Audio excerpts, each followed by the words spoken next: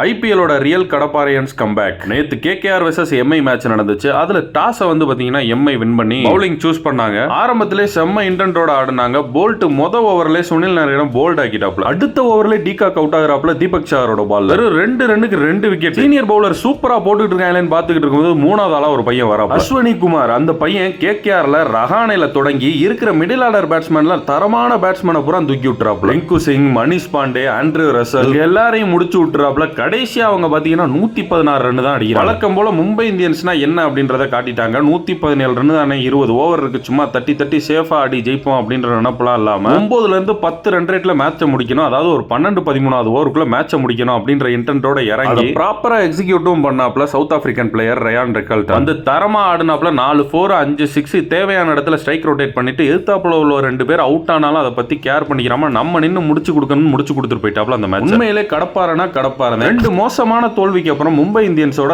தரமான வெற்றின்னு கூட சொல்லலாம். ஏன்னா பவுலிங்கும் பிரிச்சு விட்டாங்க, பேட்டிங் தெறிக்க விட்டாங்க. கண்டிப்பா அந்த கிரெடிட்ஸ் பவுலர்ஸ்க்கு கொடுத்தே ஆகணும். மிரட்டிட்டாங்க.